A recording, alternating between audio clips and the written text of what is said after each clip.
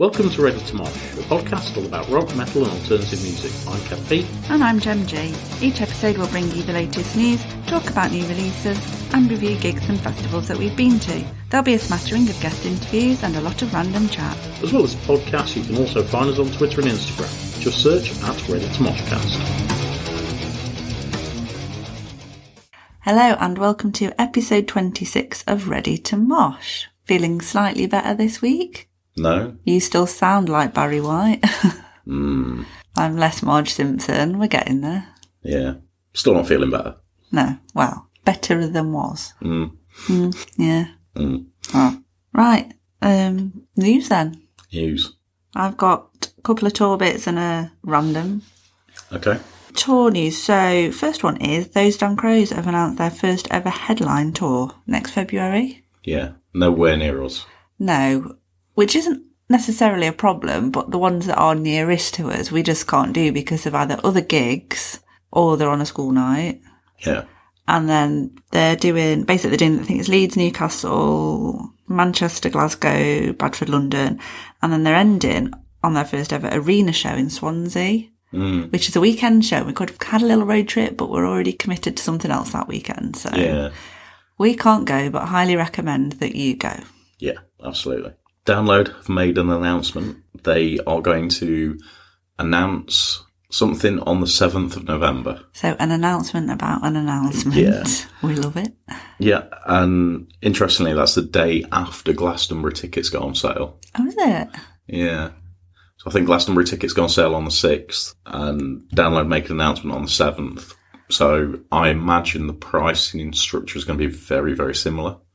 Yeah, because early birds are ending on the 6th, aren't they? Yeah, and the Glastonbury tickets, I think, have already been priced at $340. Yeah, they've gone up 26%, Yeah. I think I read, which is the same as what Leeds and Reading have gone up. So that's what I think you can expect that kind of price to Download. Yeah, so 7th of November, we might know a little bit more. Yes, so our episode, whatever week after then is, we'll probably be talking about the lineup, which is a bit exciting, isn't it? It is. Were our predictions right? Well, we already called the 4 days of music before Download announced it. We did, didn't we? Yeah, so we know it's 4 days. We're currently just having a look back over what we did predict and adding a few other people into the mix that we've thought of since. Yeah, that might be there. We'll wait and see. Other tour news, this is more of a support band add-on. Sabaton have announced that their tour, which was rescheduled from this year to next year, their UK and Europe tour, they've added on Baby Metal as a support band. Oh, Jesus Who knew Christ. they were still going? Yeah. So it's going to be Sabaton, Baby Metal and Lordi doing those dates. So, bit of a mixed bag there, I would say. Iron Maiden had a bit of a Spinal Tap moment this week.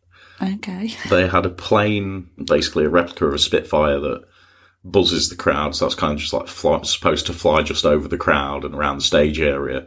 Did they have that a download? I can't remember. Not this year. No. No, not on the Legacy tour. No. Yeah, and the plane had to be pulled off stage after it kind of had a little bit of a wobble and just kind of sat there limply. Limply. It was just kind of just doing absolutely nothing. So it was very, very Spinal Tap. Yeah, I'm getting visions of them stuck in the eggs. Yeah, exactly. It was, a little bit embarrassing for Maiden, but it was supposed to happen during Aces High. Yeah, fits. And it went to shit. Aces low. Aces not at all. Yeah. My last one is another funny one then. Steel Panther got deleted this week from a radio station in South Africa and Rhodesia. Yep. So it's LM Radio. They deleted Steel Panther from their, what do you call it? Their servers, yeah. Their records, etc. But they had a cyber attack earlier in the year and they accidentally got backed up. And apparently when they do their programming, and if there's less than an hour, the system automatically picks a song up from the server to fill the gap, and the system selected Glory Holes by Steel Panther of all the songs. Middle of the afternoon, I think. Yeah, and they received a lot of complaints apparently. So they have now gone back through their servers and deleted Steel Panther from everything. Steel Panther were quite amused by it though. I'm not surprised. Yeah. Five Finger Death Punch played their final headline show in Salt Lake City. Mm. They had support from, Megadeth with a couple of other bands as well. They got 7 tracks into their final show, and then unfortunately a drunk driver hit a transformer near the venue. Transformer? Yes. A robot in disguise? No, not a robot in disguise. An electrical transformer. Okay. And because of that, it cut all of the power. Oh. So the set was only 7 songs long. Well, that's shorter than when we saw them. Yeah. So that, unfortunately, it ended on a bit of what should have been a bit of a celebration, ended on a bit of a shit note for Five Finger. Oh dear. We'll have to call them 7-song Death Punch now. Yeah. Maybe 2-finger Death Punch. Is that it for your news? Yes. That's it for my news. That's the news. That's the news.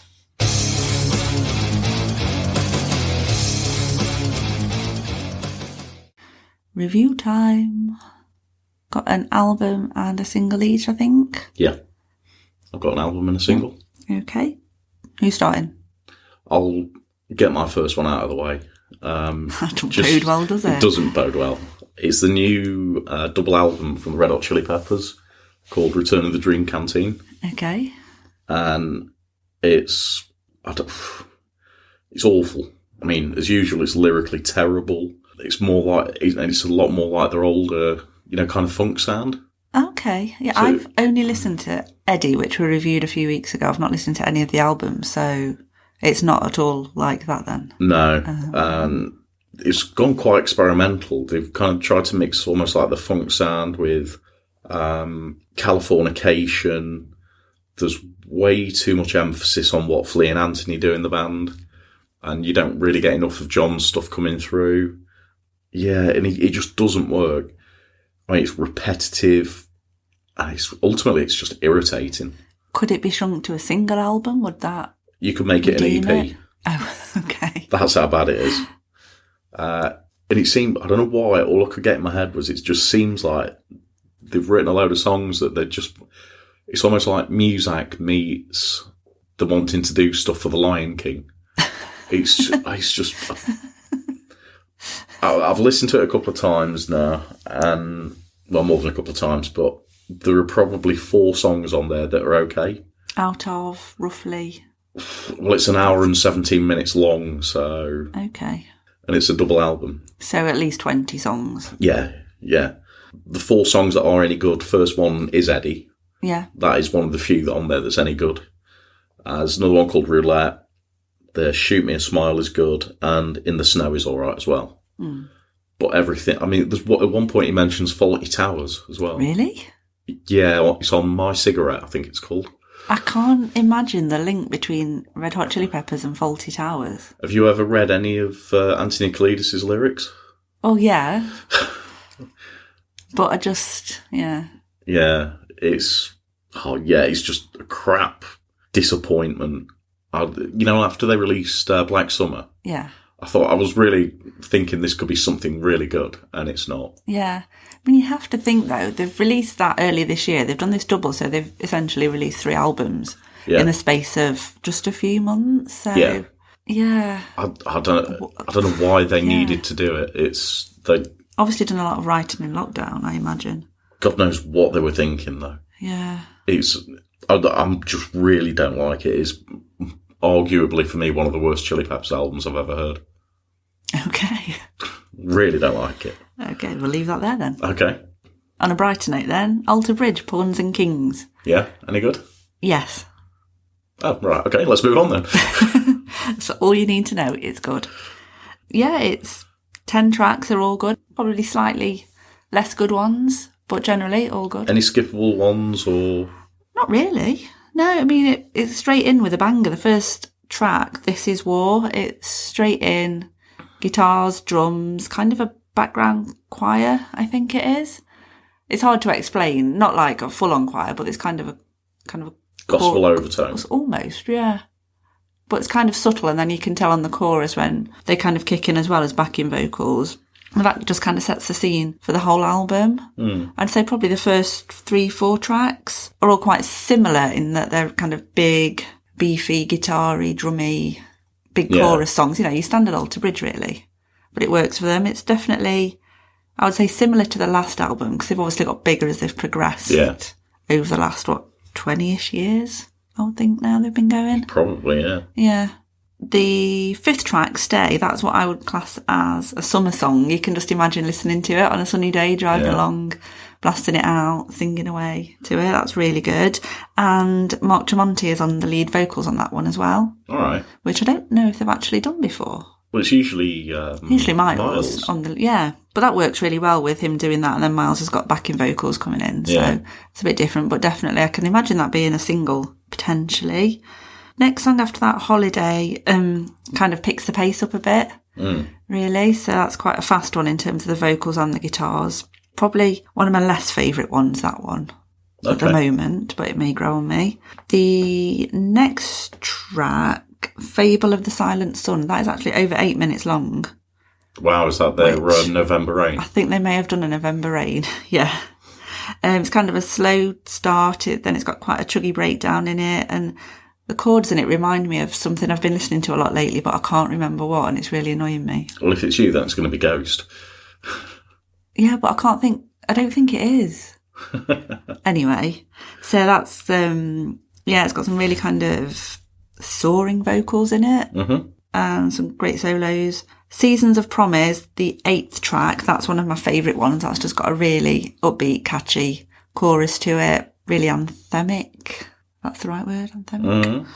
And then just skipping on to the last track, track 10, Pawns and Kings. I'm saying that carefully because I keep wanting to say prawns and kings because I'm thinking of king prawns.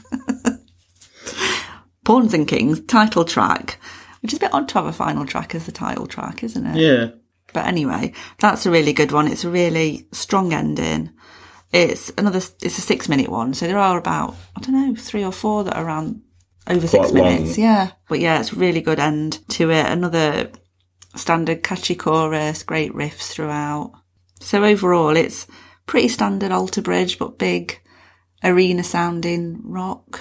Which is kind of where they're at anyway. Which is where they're at, yeah. There's all of them I can imagine working live.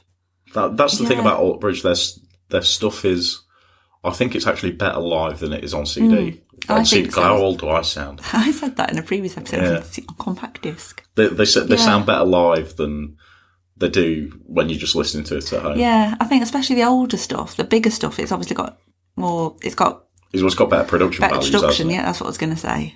Yeah, definitely recommend giving it a listen. All right, okay. Yeah, see what you think. But yeah, I think it's definitely up there with previous ones. I've seen some reviews saying it's the best album yet. So, yeah, make of that what you will. But I definitely think it's standard Alter Bridge, but in the best possible way. Okay. I've also been listening to the new Frank Carter single.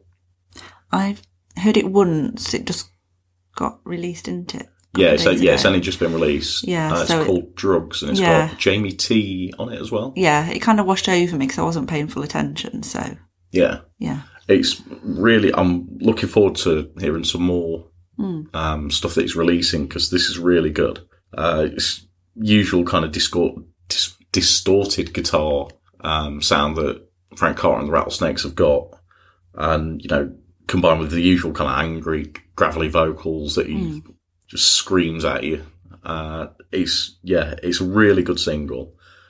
And how you were saying about Alter Bridge, it working well live, this is really going to work well live. There are certain songs that he's released or made, and you just know that it's going to get everybody going when they play it live. Yeah. And this is going to be on that list as well. Yeah. It's the best thing I've heard this week, so. Strong phrase there indeed. Well, to be honest... Well, say compared to what your other review was. To be honest, the Kick in the Balls is better than that Chili Peppers album, but... Okay. Last up, I've got Gajira, Our Time Is Now, which is a random single that they released last week, I think it was, this week. Yeah, it's not linked to any album, because obviously they only released their last album last year, Fortitude. So it's not off there, and they've not made any comment about it being off a new album. But they've just randomly released it. It is on the NHL 23 album, alongside a lot of other big bands that got released a couple of weeks ago. Right, that makes sense then. So that's I don't know if they've necessarily done it for that, but it is included. on that. Yeah, you generally find that EA, who make the NHL games, will have approached a load of bands, and they do the same thing with FIFA. Yeah, and, but a lot of the other ones are like existing songs, if you know what I mean, so I'm not quite sure how it fits into that. Yeah. But anyway, really good song. I would say it's quite radio-friendly for Gojira. It's got more of a, I don't know, like a more radio-friendly sound to it. It reminds me a little bit of Partway. Okay. It's a song for fighters, they've said. It's for, what's the quote they use? The song goes out to all the fighters out there, sparking a light in a dark world. Okay. So it's for people that are going out and protesting and standing up for themselves, and it's got a really chanty chorus. You can imagine it really like fist pumpy live, everyone singing along. It's got that vibe to it. So really like it. Possibly a slightly new direction, although it's quite similar in some ways to more recent stuff off the last album. But looking forward to seeing that live when we see them next year.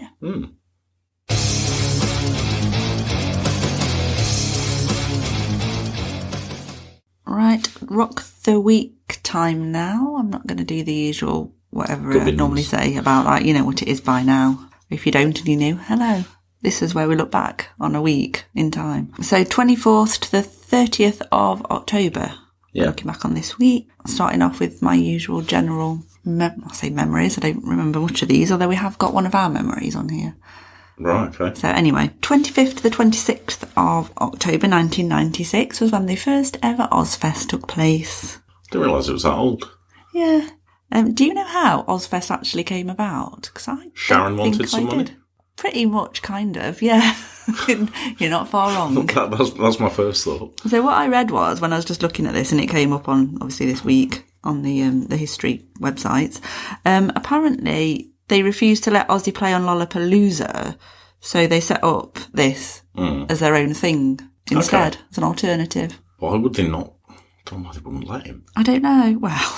Well, yeah, I know, but... I don't know. Anyway, so this was kind of set up as the alternative. Alternative. So first one, it was a 2-day one. So there was one in Phoenix, Arizona on the 25th, and then Devore in California. Right. Or Devore, I don't know how you say it, Devore. That was on the 26th. So it was 2 days, 2 venues, but the same lineup. Yeah.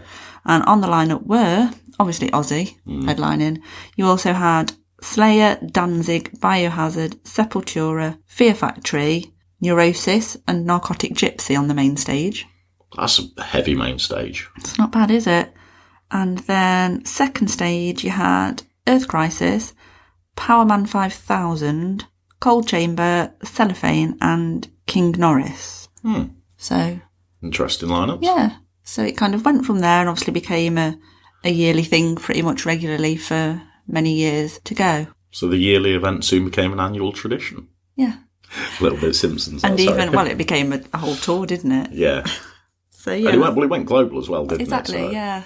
27th of October 1999, Korn's Falling Away From Me single was released. Do you remember how it was released? I should know this. I can't think off the top of my head. It was in the season premiere of South Park with an episode titled Korn's Groovy Pirate Ghost Mystery. And Korn obviously appeared in it themselves, animated. I don't remember Fantastic. that. I don't remember seeing that episode of South Park. I don't remember that episode either. Maybe I probably have seen it, but anyway. Yeah. Oh, didn't know that. This is just a random one. I was just looking through some albums that got released this week, because I don't think we ever mentioned them on the podcast before. On the 26th of October 1999, Incubus's Make Yourself, their third album, was released. Okay. I think it's my favourite Incubus album, that one. It's got Drive on it, Pardon Me, I Miss You. Oh, yeah, that was huge, wasn't it? Yeah. Yeah, that was a big album. Yeah. So, yeah, I just thought I'd give them a mention, because I don't think we have. Or maybe we have. Don't know. Finally, on this week in Me and You history, I'm looking at you to see if you remember. You're looking at me like showing a dog a card trick. Well, you've not given me a year or anything to work with yet, so... Not 19. We're not that old. I mean, we are that old. Oh, I don't know. 2018. 2018 in October. That was 5 years ago, wasn't it? It was. So we were at a gig? We were at 2 gigs. We were at 2 gigs. Oh, yes. Was this Wednesday? It was our Wednesday 13 weekender. Wednesday 13 weekender. weekender. Yeah, so Wednesday 13, he did 2 nights at the Garage in London. Friday the 26th, it was the 10th anniversary of the Skeletons album. Yeah. So he played that in full and then did some greatest hits. Laced in it as well. At the end. And then Saturday the 27th, it was Frankenstein Drag Queens from Planet 13 reunion. So a whole load of very, very early Wednesday 13 tracks, some of which merged into Murder Dolls. Yeah, of the two nights, I think that was my favourite, actually. Yeah, it was, because it was different. Yeah, it was just like all the old classics. It was, and the fact they were dressed up in full Frankenstein Drag Queens garb, which if you've not ever looked them up, then do, so you know what we're talking about. Oh, and Nigel the Sex Doll. Nigel the Sex Doll came out. I think he came out on Friday, didn't he? I thought it was Saturday. And he returned on Saturday. Oh, did he? No, I'm sure Nigel was just Saturday. Okay. Yeah, he brought that out and asked someone in the audience to give him a name, and standard British name came out, Nigel. And also, it was the night when Ramon got proposed to by Shelley. Yeah, his then girlfriend, now wife. Yeah, so that happens. And we watched that twice. We did. Yeah. She did it on the Friday, and then did it again. They did it again on the Saturday. Yeah. Yeah. So that was fun, and we got to investigate a new venue at the garage because we'd not been there before. Yeah, I really like the garage as a venue, actually. Yeah, I was pleasantly surprised. Yeah. Not that I thought there'd be anything wrong with it, but I was just kind of anxious about exploring a new venue and not being able to. Yeah, well, it's in an area we don't know, isn't it? Yeah. No, but the venue itself is like, how do you find the bar, the toilets, where do you put your coat, is there a cloakroom? But it was just one big old room and a bit of a raised area at the back and a bar, and it was it's almost kind of like on a slant, isn't it? It just, I think as a venue it's really good. Yeah, and it was really easy to find, so definitely go back there sometime. And that's me done. All right, I've got one thing. It's 2013. It's the release by Pearl Jam of Lightning Bolt. Oh. You remember that one? I don't know if I do, you know. Do you not? It's got quite an iconic cover. It's Lightning Bolt and the Eye. Red Lightning Bolt? No? It's a really, really good Pearl Jam album. It was number 1 on the 26th and stayed there for 3 weeks in the UK rock and metal album charts. It was actually available for free on iTunes before the release date as well for a limited time. Okay. I mean, they didn't force it on anybody like U2 did. But well, I can't imagine them doing that. And it debuted at number 2 in the UK charts as well. Okay. And it was number 1 in 9 countries. And it's got the track Pendulum on there. You must know Pendulum. Yes, I do remember that one. I was going to say, is there a track that I remember that jogged my brain? Yeah, and it was, I can't remember what the predecessor to the album was, but this was a much heavier sound. It was kind of like back to what Pearl Jam were about. Yeah. And I really like this album. Pendulum is the standout song on there. Pendulum's just an incredible song. But yeah, that was the number 1. It was Lightning Bolt. I might go back and give that a listen. I think you should. Yeah, I will.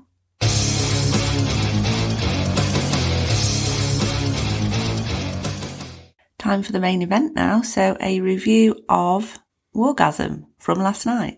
Which I couldn't go to. No, so this is a podcast of 2 halves. We recorded the first half a couple of days ago on the usual recording day and then held off doing the rest of it because we had the gig last night. One of us tested negative. And it wasn't me. So you get to listen to my dulcet tones for the next segment pretty much in full. I do feel like I've gone a little bit backwards again with the symptoms. Oh no, don't want that. And bear in mind that the most energetic thing I've done for the past 11 days before last night was go to the wheelie bin. Yeah. So, you know. So, gig of 3 bands last night then. We had Knife Bride, Scene Queen and Wargasm UK. Starting up with Knife Bride. And what were they like? They were awesome. Yeah, I got in there just in time to see them. So, I arrived slightly later than we normally would. But I didn't want to just be stood there on my own, to be honest. Like a little loner. So I got in there just in time to pick up the merch and I managed to squeeze onto the balcony. And then pretty much as soon as I got there, they came on. So perfect timing. Mm-hmm. Yeah, they were great. They are relatively new band, but they were actually at Download, which I didn't realise. They were on the... On the what? What's the word? They were on the Courtyard stage in RIP before Lake Malice. And I remember we got to the Courtyard and we were sat on the grass waiting for Lake Malice and we could hear the band who were on before. And I remember I was saying, these sound good. Sounded all They've right, got quite a crowd. But we didn't actually go and investigate. That was Knife Bride. Who knew? Anyway. Oh, that's a shame. It is, isn't it? Hopefully get to see them again. But yeah, they've not actually got a lot out there in the listening spaces of the world. They've only got 3 tracks on Spotify, so I've not really got a lot to go on, but from what I heard, I thought they sounded good. Mm-hmm. And they definitely conveyed that live. They're 5-piece. Their branding on Spotify is slut metal. Cool. So you can't go wrong with that, can you? Yeah, they were great. They had great stage presence. They were really heavy, really energetic. What kind of sound have they got that was kind of familiar? I would say, I don't like to compare bands, but there are a lot of great female-fronted, female-featuring bands out there at the moment that we've mentioned before. People like, obviously, Lake Malice, who we love, As Everything Unfolds, Vukovi, those kind of bands. So they're kind of in that bracket. That bracket of kind of the new wave of new metal, where you've got really growly vocals and melodics. But kind of female together, fronted. but with female fronted. Yeah, they've also got female on keys doing the backing vocals as well. Mm-hmm. I couldn't actually see the full band from where I was on the side of the balcony, obviously because the drum kit was on the left. I couldn't see kind of right round the corner. Yeah, if you know what I mean. If you know the Rescue Rooms layout. Not mentioned it was at the Rescue Rooms, have we? No. Review from Rescue Rooms. So yeah, I couldn't actually see the full band, but yeah, they sounded great. They were really, I'd say, heavy. They came across really confident in their performance. Obviously, there are a few shows in now with this tour with Wargasm. So they did 8 tracks in total. I can't really pick out and say this song was good, that song was good, because I'm not that familiar with their stuff. Yeah. And the 2 songs that they played, I recognised from Spotify, were Grenade and then Fang Dummy, which they ended with, which is their latest single. Okay. All really good. They had great crowd interaction. And they had a big crowd as well. It was already, I would say, probably 3/4 full at that point anyway. All right. So they had a good crowd to play to. So obviously getting them a lot of exposure, which will do them good. It was one member of the band's birthday. So as they left the stage, the crowd just burst into a happy birthday spontaneously. So that was fun.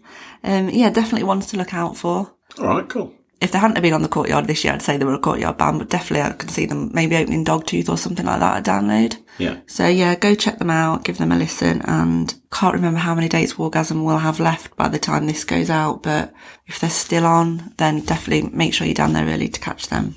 Are they on the full Wargasm tour then? Yeah. Okay. Yeah, I don't think they did the dates they did in Ireland, but I think they're on all the rest of the tour. And then next up we had Scene Queen. Yeah, I'm gutted I missed Scene Queen. Yeah, pleasantly surprised by that one. Yeah, you weren't sure. I remember we were listening to Scene Queen, was it about a week ago? More than that, probably 2-3 weeks ago. I thought, well, check out the support bands for Wargasm. And yeah, at first I was like, I don't think I like this. I don't think it's for me. I think 18-year-old Barbie Goth me would have loved it. Yeah. But current me was not so sure. Which is, it's really weird because I remember when we were listening to Scene Queen, you just looked at me and said, you're going to hate this. And you played it and I went, I really like that. Yeah. That's really cool. Yeah, I was surprised. I thought you'd be like less, what's the word? Less inclined? Less inclined to it than me, yeah. Yeah. But, no, a mid-40s metal fan really got into Scene Queen. You're into bimbo core. Yeah. Yeah. Just to set the scene before this, Scene Queen, she had tweeted earlier on Twitter, obviously you tweet on Twitter, don't you? Mm-hmm. That she wasn't feeling too well. She apologised in advance if she wasn't energetic. And she mentioned this in the show as well. Apparently she's got some kind of chronic illness that affects her immune system. And she just woke up and just was not in a good way. But she powered through and I think she was energetic enough. All right. Really. So bless her, she powered on through it. Definitely comes across better live. Really? Definitely. A lot heavier. Obviously got a live band behind her. Yeah, she came on to Barbie Girl, obviously. Right, okay, And then I think she did about 8 tracks overall. If you just bear with, I'll just double check on that. I've not actually got the set list from last night. I've only got them from Birmingham. I think that was the night before. I imagine they're going to be very similar. I imagine they'd be similar. So yeah, she came on to Barbie Girl, obviously the Aqua cover. Most of her tracks feature the word pink. Mm-hmm. There's lots of heavy breakdowns, obviously vocally. She's quite kind of rappy as well as some melodic bits. Yeah. But yeah, she was really energetic, loads of crowd interaction. Again, the room was absolutely packed for her. So a lot of people loving her. Actually, just to go back to Knife Bride, they said, who's looking forward to Scene Queen, and she got as big a cheer as Wargasm. Really? So there were a lot of people were definitely... Sounds like a very mixed kind of crowd. Yeah, I think everyone just loved all 3 bands because obviously they're very different but similar. It attracted the same kind of crowd, I think, Yeah. and the same kind of sound. So that was great. About halfway through, she did a cover of Katy Perry's I Kissed a Girl, a metal version of that. That was really good. Really enjoyed that one. Pink Panther was interesting. That actually samples the Pink Panther theme. So if you can imagine that as a metal, that. I was like, what's going on here? But again, that was just really good. Barbie and Ken, which is that the latest single? That's definitely been a single. That's definitely been a single. Yeah. I love that one. That was a good one. Weirdly, she ended on Pink Rover and then played it again. I was like, she said like, oh, I'm going to play this one again. And then, yeah, so she basically ended with playing the same song twice. I don't know if that's due to lack of catalogue. You know what I mean? Maybe had more time than she... But no, she said she'd perfectly timed the set, but then she was going to play that one again. I mean, it's not a massive song, so it wasn't like going on and on. But yeah, I've never known a band do that before. No. That's a new one. I do know stories about bands, I think it's kind of like, might have been the Stones, where they changed their set list around and they played their closing song first at one of the gigs. That was Aerosmith. Oh, was it Aerosmith? Yeah, Steve Tyler just did the first song. Thought it was the last one and then just disappeared. Yeah. Anyway, so that was great. One interesting point actually was someone actually got kicked out for crowd surfing. What? I know you have signs. I don't know if they've actually got them in West London. Definitely Rock City, like, no crowd surfing. And I saw security grabbing this guy and dragging him off. I mean, I don't know if he literally got kicked out of the whole venue because I couldn't see the exit, whether he just got put back round. But then Scene Queen did say, oh, someone's been banned for crowd surfing, so I'm going to do it instead. So she crowd surfed through. She was in the crowd a couple of times. She was kind of down the front holding people's hands, so she was very in there with the fans. I don't get that. I don't. The amount of people that crowd surf at the rescue rooms. Yeah, I was trying to remember what gig we went to, and I think it was Trash Boat. There was a large unit, shall we say, crowd surfing, and we were both like, whoa, glad I'm not under there. And we saw him at least twice go over. So I don't know, but whether security were being more strict, because I said to you, my bag got thoroughly searched going in. I only had a small bag, but the security guy was actually taking things out and inspecting my paracetamol. So I don't know whether they've just increased security, whether it was the band, the fans that they were expecting. Whether it's because it was sold. I don't know. But no one else crowd surfed the whole night apart from the actual performers. I mean, we've seen hundreds of bands at the rescue rooms and everybody crowd surfs. Yeah.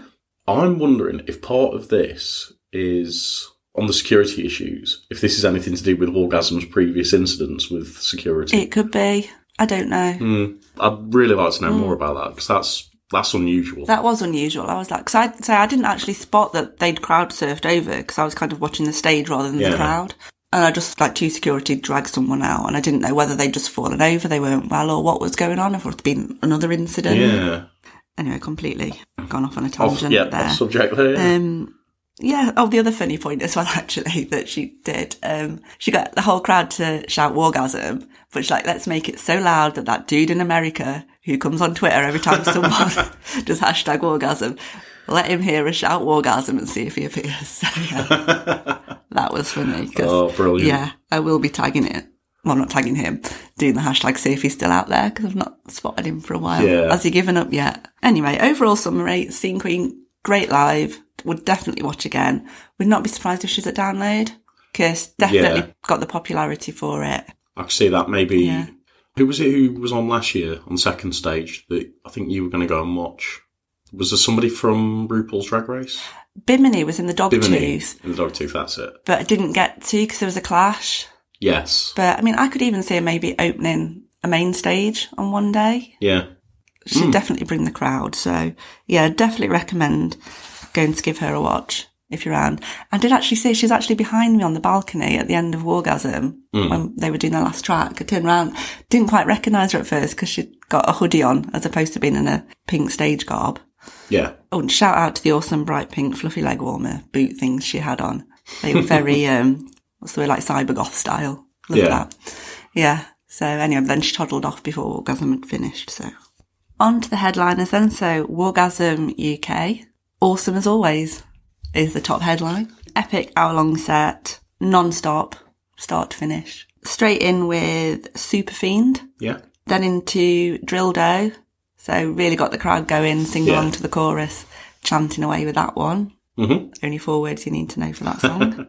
Yeah, the whole set. Again, we've not got the set list from last night up on Setlist FM yet, so I'm basing this on the night before, but I think there was an extra one in that I'll come to a bit later on. So I'm going to say 15 tracks, back to back, pretty much. It was kind of crowd interaction, but not in the traditional way. It's more like jump, shout, sing, kind of, and a few other bits and bobs. Sam did actually say, it's been a year since we've seen you. I'm like, no, you didn't. It's on your download. But obviously, nearly a year since they were in Nottingham last. Yeah.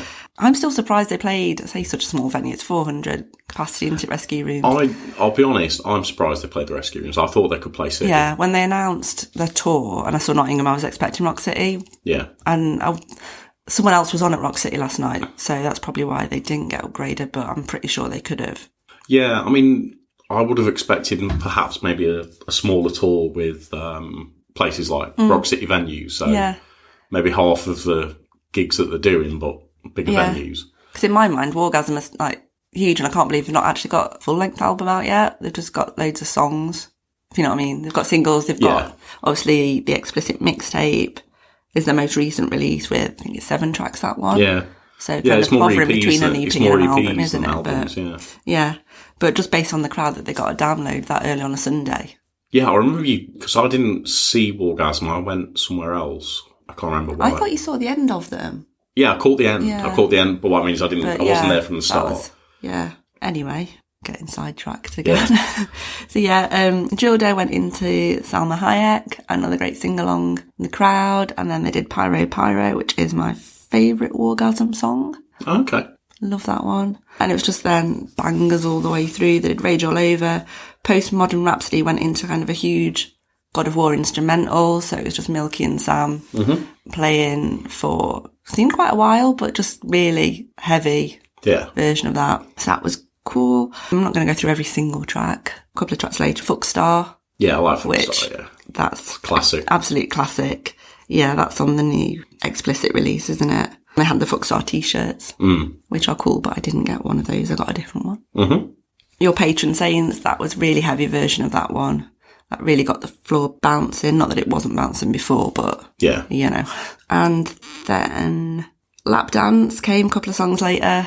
So that's a great cover anyway. And then that went into a version of Break Stuff. Oh. So actually the guy who, obviously Wargasm were a 2-piece. Yeah. But live they have the drummer and another guitarist. Yeah. And then, I don't know if there's an official term for this person, but the person who's doing all the synths and the programming and the backing loops and all of that is there as well. He came out and did the rap part for Break Stuff. He actually went into the crowd. Oh, right. And did the rap bit for that, which was awesome. And I wasn't expecting that.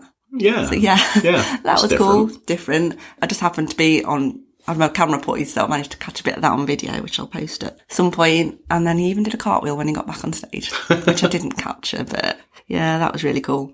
And then Backyard Bastards was kind of the last, in inverted commas, song. Yeah, before the encore, Yeah, it wasn't a massive gap to an encore, so I don't even know if you can class it as an encore. But yeah, that was awesome, as always. And then I think, because I've not got the setlist down or any other reviews up yet, but I think they did a song then, and I'm sure Sam said it was a new song just for you. Okay. And I didn't recognise it, so I'm not quite sure what that was or how it fitted in. It makes sense for them to be trialling new stuff while they're playing live. So I mean, if I find anything out about that, in the meantime, you may get a future gem pop in now to interject. And then they finished with Spit, obviously. Yeah. We're always going to finish with Spit, weren't they? So, yeah. And then at the end of that, there was just a snippet of Metallica's Fuel. They did that at download, so I think that was their signature sign-off. Yeah. Yeah, an epic rendition of that to end. So, yeah, overall, full-on, massive energy from start to finish. Sam was very interactive with the crowd, going into the crowd, got some footage of him crowd surfing. Milky didn't on this occasion. I've known her go in the crowds before, but she stayed on stage this time. Obviously, because of where I was stood, couldn't always see Milky. She was just playing and singing at the same time. Her mic stand was just round the pillar. Yeah. But she was bouncing about all over the shop. It's not a massive stage anyway, but they filled it. No, yeah. Obviously, there were other people on it too, but yeah, they made the use of a space. I think quite possibly the sweatiest room I've been in. Because up on the balcony, the balcony's kind of an L shape, isn't it? Yeah. So at the back it was kind of busy because that's front to the stage. Yeah. Around the edge where I was, there was empty space behind me, whereas on the side, somewhere like Rock City, if it's sold out, you tend to get people peering over your shoulder, which wasn't there. So I think the kind of crowd they got were definitely more the mosh pit crowd, because there was a pit going constantly. Oh, just a little introduction. I forgot to mention something on Scene Queen. She actually does a twerkle pit where she encourages people to do a pit but twerk. That's a new one. Yeah, I forgot about that, a twerkle pit. It was just really a full-on pit. Yeah. Rather than, I didn't notice anyone actually twerking, but yeah. Anyway, back to Wargasm. Yeah, there were just pits going on throughout, constantly. Yeah. As you would expect. But yeah, when I got down the stairs, you know when you get off a plane on holiday and the heat hits you? Yeah. That. Really? The floor was actually wet with sweat. Wow.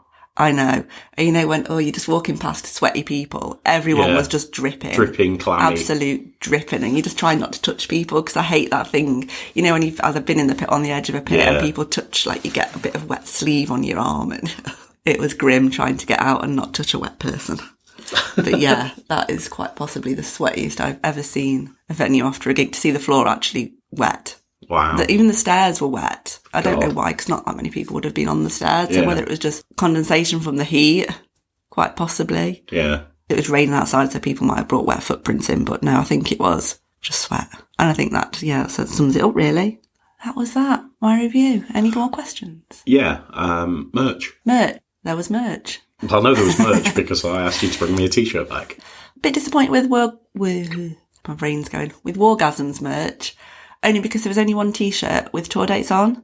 Yeah. And I love a tour date t-shirt these days, but it was white, and I don't tend to do white t-shirts. So I got you that because you're not averse to a white t-shirt. No. You see, I quite like the idea of bands doing different colour t-shirts. You look through our wardrobes and it is just a sea of black. Yeah. But mine have got a bit more colour in, and I do like it when you get, I've got a white Wayward Sons t-shirt, white Royal Blood t-shirt. I think it's great that if there are different colours available, I'd sooner go for that. Yeah, I don't mind a different... I'm sat here in a pink Lake Malice t-shirt. You are, yeah. It's just white t-shirts don't suit me, and I'm a clumsy person. I spill things all the time. Yeah. Anyway, I bought a different t-shirt. It's a long-sleeved one with a red kind of... With a red print. Print on. And they had that in a hoodie and a short-sleeved t-shirt. They had the Fuckstar t-shirt. Mm-hmm. They also had some shorts. Yeah. Kind of comfy gym shorts. Yeah, like what I would call pyjama shorts in red. They were quite cool. They also had a cassette of the latest release. Scene Queen's merch actually looked quite cool. Kind of half having a bit of regret not buying some, because she got some really cool t-shirts. Yeah. And then Knife Brides, I didn't get a chance to look fully at theirs because Scene Queen was next to the Wargasm. Knife Bride was further on, and I needed to get up and get me spot. But I have got a little snippet of going along the merch, and I thought I'd captured it as I walked in and filmed it, but I didn't, so I just got a shot off the balcony of it. All right. So yeah, they'd all got some pretty cool stuff. Yeah, the black one that you've bought, I really like that. That looks really nice. Yeah, I'm sure if there's any remnants left at the end of the tour, they'll be popping it on their merch store, because they tend to do that, as most bands do. Anything else you want to know? No, I think that's it. I don't think I've forgotten anything. It's a pretty comprehensive cover. That was a pretty epic evening, really. Just a shame that you weren't there. Yeah, well, hopefully back in action for the next one, which is Cradle. Yes, Cradle of Filth next Friday.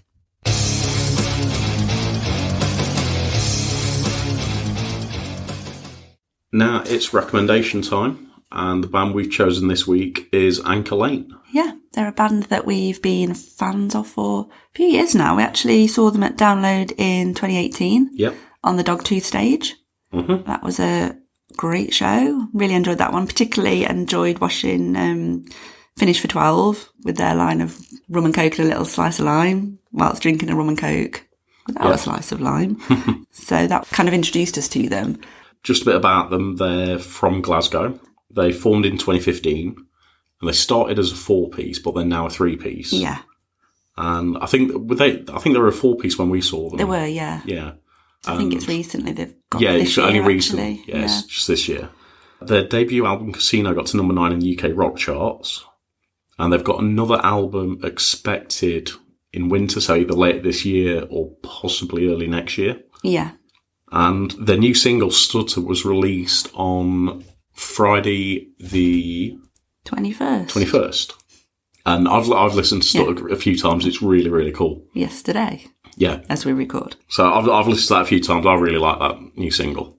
I can't wait for the new album. Yeah, I'm definitely looking forward to it as well. We should have actually seen them again this year, shouldn't we? Because they were going to be supporting Wayward Sons. They were. But that got rescheduled, and Anchor Lane were unable to do the rescheduled dates because they were actually on tour with Ricky Warwick at the same time. So sadly, we didn't get to see them, but hopefully we'll again soon. Yep. They are touring through the end of the month. Have you got the dates for that? Yeah, they've actually been out and about for a little while. We were unable to get to the Nottingham show, unfortunately, but they are doing...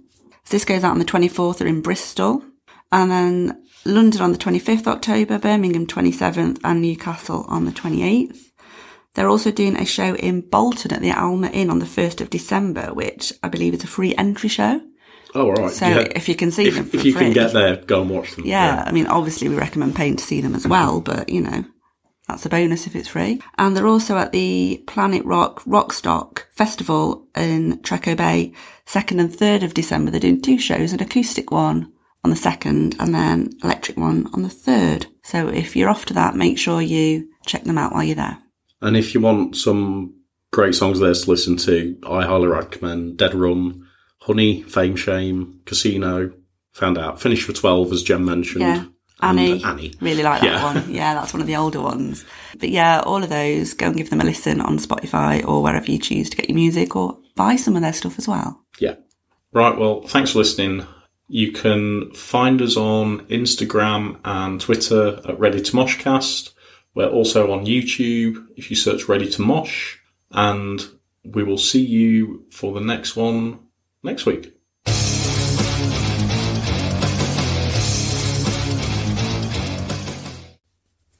Make it stop, Moog.